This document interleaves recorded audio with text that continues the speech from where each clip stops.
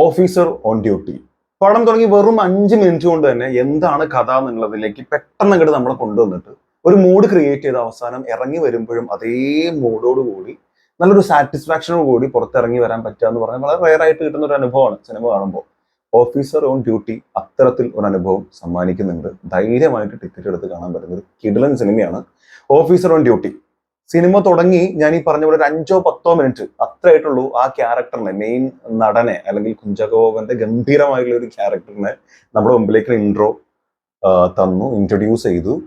And പുള്ളി വരുമ്പോ first ഷോട്ടിൽ തന്നെ പുള്ളിന്റെ ആ ഒരു മാനറിസവും ആ സ്റ്റൈലും അവിടെ വന്നിട്ടുള്ള ഒരു ക്യാമറ മൂവ്മെന്റും എന്തിന് നമ്മൾ ഫോളോ ചെയ്ത് പോകുമ്പോൾ സ്പീഡിൽ നടക്കുന്ന നടത്തത്തിൽ പോലും പുള്ളിന്റെ ഒരു പുതിയൊരു ഇയാളൊരു വല്ലാത്ത ആളാണ് എന്നുള്ളൊരു സംഭവം നമുക്കുണ്ട്. ആ സിനിമ തുടങ്ങി അവിടെ ചെറിയൊരു കേസ്, ചെറിയൊരു സാധനം, അത് സിനിമയിൽ പ്രധാനപ്പെട്ട ഒരു സംഭവം തന്നെയാണ്. എന്നാൽ അത് തെളിയിക്കുന്ന ഒരു വിധവും അയാളുടെ ഡയലോഗും, നിനക്ക് ഇത് പറ്റില്ലെങ്കിൽ പിന്നെ എന്തിനാണ് പോലീസ് യൂണിഫോം ഇട്ട് ചിരക്കാൻ നിൽക്കണമെന്ന് വെച്ചിട്ട് ചോദ്യമൊക്കെ ഉണ്ട്. അത് കഴിഞ്ഞിട്ടാണ് ഇറങ്ങിപ്പോണതും അത് കഴിഞ്ഞുള്ള സാധനങ്ങളും. എടാ ഫസ്റ്റ് ഹാഫ് എന്ന് പറഞ്ഞാൽ തീ ഐറ്റം ഫസ്റ്റ് ഹാഫ്. അതിൽ നിന്ന് അതിന്റെ ഫസ്റ്റ് ഹാഫിന്റെ ലാസ്റ്റ് ആ ഒരു ഇന്റർവെൽ സീനിലേക്ക് വരുമ്പോ മാരകമായിട്ടുള്ള ഒരു സാധനം വെച്ചിട്ട് നിങ്ങൾ ഇന്റർവെൽ പഞ്ചും തന്നു എന്ന് വെച്ചാൽ ഇതിലെ വില്ലന്മാരായിട്ടുള്ള ഒരു 4-5 ആളുകളുണ്ട്. വിശാഖ് നായർ ആൻഡ് ടീം, റംസാൻ ഉണ്ട്, അങ്ങനെ അതിൽ 2 ലേഡി ക്യാരക്ടേഴ്സ് ഉണ്ട്. എല്ലാവരും അതിൽ അഭിനയിച്ചിട്ടുള്ള 5-6 പേരെങ്ങാണ്ടുണ്ട്, 5 പേര്. എല്ലാവരും ഒന്നിനൊന്ന് മെച്ചം. ഗംഭീരമായിട്ടുള്ള ക്യാരക്ടർ സെലക്ഷൻ, കാസ്റ്റിംഗ് അവര് അടിപൊളിയായിട്ട് ചെയ്തിട്ടുള്ളത്. ഒരു പക്ഷെ ആ സീനിനെ വളരെ മോശമാക്കിയിട്ട് അവർക്ക് മേക്ക് ചെയ്യാമായിരുന്നു ഇങ്ങനെ ഒരു 4-5 പേരെ വെച്ചിട്ട്. നമ്മളത് കാണുന്ന സമയത്ത് നമുക്ക് തോന്നും ഇതിനിപ്പോ അവര് കൊണ്ടേ ആകെ മെഴുകി ഒരുപാട് ബോറാക്കുമെന്ന് തോന്നുന്ന സമയത്ത് ആ സീൻ ഉണ്ടാക്കിയിരിക്കുന്ന ഒരു വിധം, അല്ലാതെ എഴുതിയിരിക്കുന്ന അതിന്റെ സ്ക്രിപ്റ്റിംഗ്, അത് പ്ലാൻ ചെയ്തിരിക്കുന്നത് വളരെ റെയർ ആയിട്ട് നമുക്ക് എന്തോ അവിടെ സംഭവിക്കാൻ പോകുന്നുണ്ടെന്ന് അറിയാം, എന്തോ ഒരു വലുതൊരു സംഭവിക്കുന്ന അറിയാം. പക്ഷെ നമ്മൾ പറയില്ലേ, ഒരു വലിയൊരു അപകടം അല്ലെങ്കിൽ വലിയൊരു ട്രാജഡി നടക്കുന്നത് തൊട്ട് മുമ്പ് ഒരു ഡെഡ് സൈലന്റ് എന്നൊക്കെ നമ്മൾ പറയില്ല, അത്ര ഒരു പിൻ ഡ്രോപ്പ് സൈലന്റ് അല്ല, ശരിക്കും ഡെഡ്ലി ആയിട്ടുള്ള ഒരു ഫീൽ അവിടെ തരുന്നുണ്ട്. എന്തോ വരാൻ പോകുന്നുള്ള ഒരു ടെൻഷൻ ക്രിയേറ്റ് ചെയ്യുക. ആൻഡ് ആ ടെൻഷൻ സിനിമയുടെ തുടക്കം മുതൽ അവസാനം വരെ അവരിങ്ങനെ നമ്മളെ ഈ ആകാംക്ഷയുടെ മുൾമുനയിൽ നിർത്തുക, അല്ലെങ്കിൽ വല്ലാത്തൊരവസ്ഥയിൽ നിർത്തുക, സീറ്റഡ്ജ് ത്രില്ലർ എന്നൊക്കെ പറയാൻ പറ്റുന്ന രീതിയിലേക്ക് അവർ കൊണ്ടെത്തിച്ചിട്ടുണ്ട്. സത്യത്തിൽ ഒരു 6-ാം പാതിര ഫീലാണ് തന്നിട്ടുള്ളത്. 5-ാം പാതിര എന്ന് പറയാൻ അങ്ങോട്ട് തോന്നണില്ല. എന്നാൽ ഒരു 5-ാം പാതിരയുടെ മറ്റൊരു വേർഷൻ എന്ന് വേണമെങ്കിൽ പറയാം. അത് പ്രധാനമായിട്ടും അതിന്റെ ഒരു പ്രധാന റോൾ അതിൽ കൈകാര്യം ചെയ്തിരിക്കുന്നത് ഓഫ്കോഴ്സ് അത് കുഞ്ചാക്കോബൻ തന്നെയാണ്. ഇനി പുള്ളിക്കാരൊരു ചോക്ലേറ്റ് ഹീറോ ഒന്നും വിളിക്കാൻ പറ്റില്ല. വേണമെങ്കിൽ നമുക്ക് ആലോചിക്കാം ഇയാള് പണ്ടത്തെ ചോക്ലേറ്റ് ഹീറോ ആയിരുന്നല്ലോ എന്ന്. കാരണം എന്ത് മാരക ക്യാരക്ടറാണ്. അതിനിങ്ങനെ പുള്ളി കയ്യിലിട്ട് ഇങ്ങനെ അമ്മാനാണ്. അങ്ങനെ വളരെ ഫ്ലുവന്റ് ആയിട്ടാണ് തുടക്കം മുതലേ കയറാൻ പറഞ്ഞില്ല. ആദ്യത്തെ ഒരു 5 മിനിറ്റ്, മാക്സിമം പോയി 10 മിനിറ്റ് അപ്പൊ തന്നെ ഈ ക്യാരക്ടറിനെ ഇൻട്രൊഡ്യൂസ് ചെയ്തിട്ടുണ്ട്. പിന്നെ അങ്ങോട്ട് ഇയാൾ ഇങ്ങനെ കൊണ്ടുപോവാണ് സിനിമേനെ. പക്ഷെ പുള്ളിക്കാരനെ മാത്രം പറഞ്ഞ പോലെ ഇതിൽ ഒരുപാട് നല്ല കഥാപാത്രങ്ങളുണ്ട്. ഒരു പക്ഷെ ചെയ്തിട്ടുള്ള എല്ലാ കഥാപാത്രങ്ങളും നല്ല, ഈവൻ പ്രിയാമണി ചെയ്തിട്ടുള്ള ക്യാരക്ടറിനെ ആ ക്യാരക്ടറിന്റെ ഒരു ലെവൽ ഭയങ്കര രസമുണ്ട്. അത് ചെയ്തിരിക്കുന്ന വിധം ആണെങ്കിലും അതല്ലാതെ ഇതിൽ കുറെ ക്യാരക്ടേഴ്സ്, വേറെ ചെറിയ യങ്സ്റ്റേഴ്സ് ആയിട്ടുള്ള കുറെ ക്യാരക്ടേഴ്സ് വന്നു പോകുന്നുണ്ട്.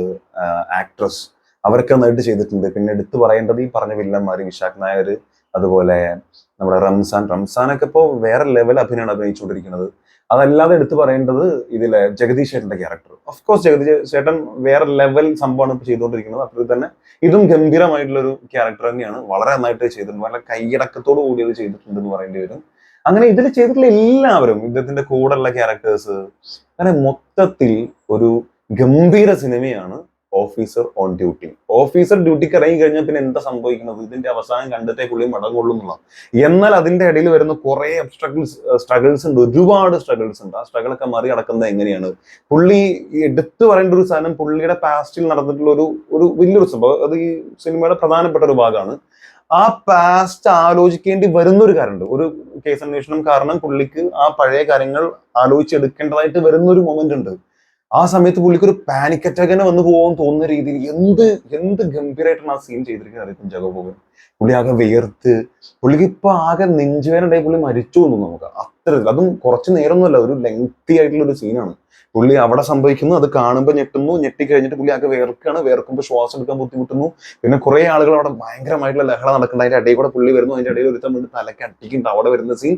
അത് കഴിഞ്ഞ് നേരെ പോകുന്നു. ഞാൻ ആ സീൻ എന്താ പറയല്ല, ഇവിടെയൊക്കെ പുള്ളി എടുത്തത് അത് നിങ്ങൾ കണ്ടു തന്നെ അനുഭവിക്കേണ്ടതാണ്. അല്ലാതെ ഇതൊരിക്കലും ഇതെന്താ പറയാ, നിങ്ങൾ ആ സിനിമയിലെ സാധനം പറയാന്ന് വിചാരിക്കരുത്. അങ്ങനെ ഒരു സംഭവമില്ല, ആ സീൻ നിങ്ങൾ കാണേണ്ടതാണ്. അതുകൊണ്ടാണ് പറയുന്നത്. അതിന് വീട്ടിലെത്തിയിട്ട് കുറെ സംഭവങ്ങളുണ്ട്, വെള്ളം കുടിക്കുന്ന കുറച്ച് സീനുണ്ട്. അത് ആ ഒരു സംഭവം ഉണ്ടല്ലോ, അയാൾക്ക് ഞാൻ ഈ പറഞ്ഞ ഒരു പാനിക് അറ്റാക്ക് വരികയാണോ എന്ന് തോന്നിപ്പോകുന്ന രീതിയിലുള്ള അയാളുടെ മാനസികാവസ്ഥ അത് ഇങ്ങനെ വരച്ചിട്ടിരിക്കണം, നമ്മുടെ നെഞ്ചിൽ ഇങ്ങനെ കോറിട്ടിരിക്കുകയാണ് കുഞ്ചാക്കോ. അത്ര ഗംഭീരമായിട്ട് കുഞ്ചാക്കോ ആ ക്യാരക്ടർ ക്യാരി ചെയ്തിട്ടുണ്ട്. So brilliant actor. അത് ഇതിനു മുമ്പും പുള്ളി കാണിച്ചു തന്നിട്ടുണ്ടെങ്കിൽ പോലും ഈ സിനിമയിൽ വീണ്ടും അതിങ്ങനെ അടിവരയിട്ട് ഉറപ്പിക്കണം, മക്കളെ ഇത് ഞാൻ എന്റെ കയ്യിൽ ഇത് ഭദ്രമാണ് എന്നാണ് പുള്ളി പറയുന്നത്. അത്ര നന്നായിട്ട് ചെയ്തിട്ടുണ്ട്. പിന്നെ എനിക്ക് തോന്നുന്നു ഇതിൽ എടുത്തു പറയേണ്ടത് ഇതുപോലെ തന്നെ ഇതിലെ സ്ക്രിപ്റ്റിംഗ് ആണ്.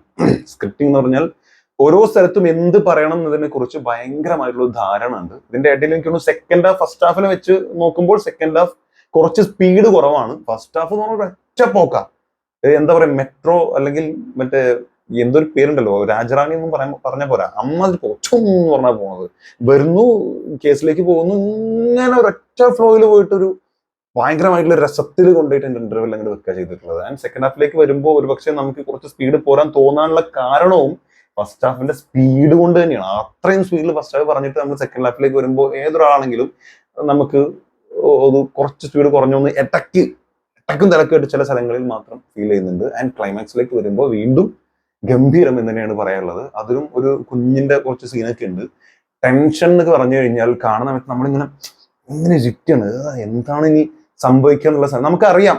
ഒരു പക്ഷേ ഒന്നും സംഭവിക്കില്ലായിരിക്കാം, നായകൻ വരുമായിരിക്കാം, രക്ഷപ്പെടുമായിരിക്കാം, ഇല്ലെങ്കിൽ ഇങ്ങനെ ആയിരിക്കാം എന്നൊക്കെ, എന്നിട്ടും നമുക്ക് ടെൻഷൻ അടിക്കാതിരിക്കാൻ പറ്റണില്ല. എന്താ സംഭവിക്കാൻ പോകണമെന്ന് അറിഞ്ഞിട്ട് പോലും പ്രിഡിക്റ്റ് ചെയ്യാൻ പറ്റിയിട്ട് പോലും നമുക്കതിനെ ആ ടെൻഷൻ നമുക്ക് പിടിച്ചേക്കാൻ പറ്റില്ല. അത്ര രസമായിട്ട് ചെയ്തിട്ടുണ്ട്. ആൻഡ് ജെയ്ക്സ് ബിജോയ് പുള്ളിയാണ് ഇതിൽ മ്യൂസിക് ചെയ്തിൽ ഒരുപാട് സിനിമകളുടെ കണക്ഷൻ പോലെ പല സ്ഥലങ്ങളിൽ തോന്നിയെങ്കിൽ പോലും ഭയങ്കര രസമായിട്ട് ഇതിന്റെ ബാക്ക്ഗ്രൗണ്ട് മ്യൂസിക് ചെയ്തിട്ടുണ്ട്. വില്ലന്മാര് വരുന്ന സമയത്ത്, നായകന്റെ ടെൻഷൻ ക്രിയേറ്റ് ചെയ്യുന്ന സമയത്ത്, നായകന്റെ അവസ്ഥകൾ പറയുന്ന സമയത്ത്, നായകന്റെ ബൂസ്റ്റ് ചെയ്യുന്ന സമയത്ത്, അങ്ങനെ കുറെ സംഭവം. പിന്നെ ഈ നായകനെ ബൂസ്റ്റ് ചെയ്യുന്നതിൽ മറ്റൊരു കാര്യം കൂടെ ഉണ്ട്. ആ തുടക്കത്തിലുള്ള ചെറിയൊരു സീൻ, ഈ 5-10 മിനിറ്റ് നടക്കുന്ന ഒരു സീനിൽ മറ്റുള്ള നടന്മാർ അതിനെ കൊണ്ടുവച്ചിരിക്കുന്ന വിധവും അങ്ങനെ തന്നെയാണ്.